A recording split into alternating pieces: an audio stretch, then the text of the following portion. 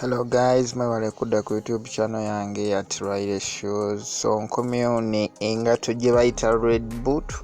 Engato eno munange Lil Wayne yagireleasinze ku show nga gibalaga engeri engato gyefumamu. Engato mwana watu nange yansobedde yabaserebu nnyo naye nga yanjawulo nyafulumidde mu $350 ebisinga kambi balagawo.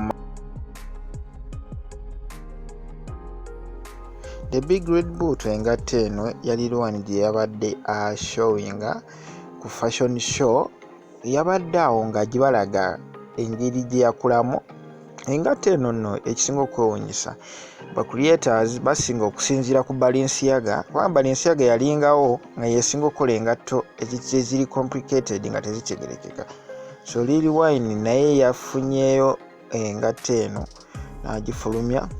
Naye ng'engato eri yabadde mu Fashion Week mu New York, Chicago. So ebisinga era ngenda ku kifaananyi mbibalaga awo mpola. Banawa tutolerabira okusubscribinga for more videos olw'ensonga nti nkyaba mbaleetere engato ezifuluma.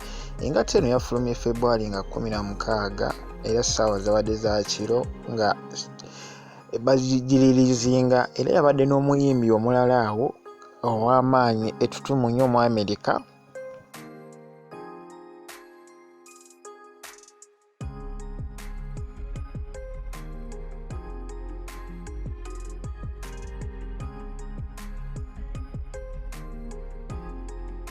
Basaponsa bakoze n'engato babadde bagamba nti engato eno nnungi nnyo okwambala buli muntu, nti eri soft ate ekisooka eyagalibwa, nti bagikozeemu okusinziira nga olaba katuni wa Mickey Mouse yabe balina ebigere ebinene bwe bito. So ne basalawo bakuleetingeyo engato emu ebifaananiriza ku bo.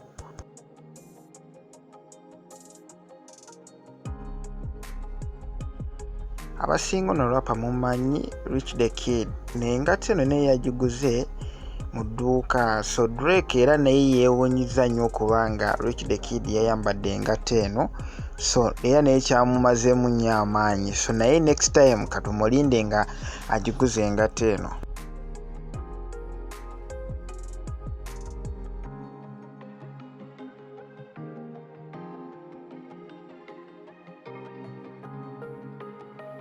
So n'ekisinga okwewuunya waliwo rap omulala omukyala mu America, celebrity w'amaanyi nnyo, yabadde agiperformingiramu engato eno.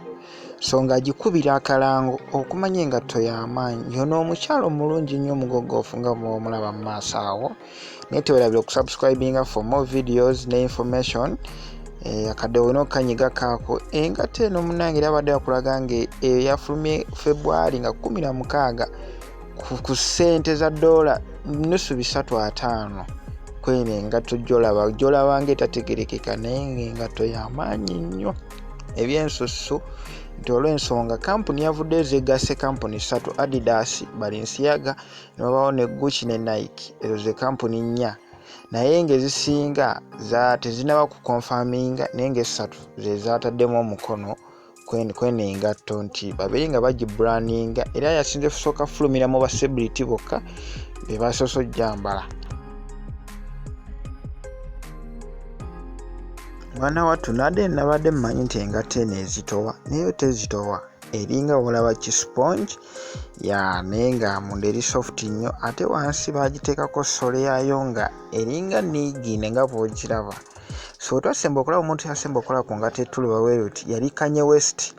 Ne Kanye West bundi we yamusuuwinga Adidas n'adda emabega, naye nga olaba ettuluba lyayo kugamba oba togifuddeeko tosobola tegeera nti ngatto tetegerekeka, naye ng'ate mwana wattu yeeriko etraininga ssaawa zino.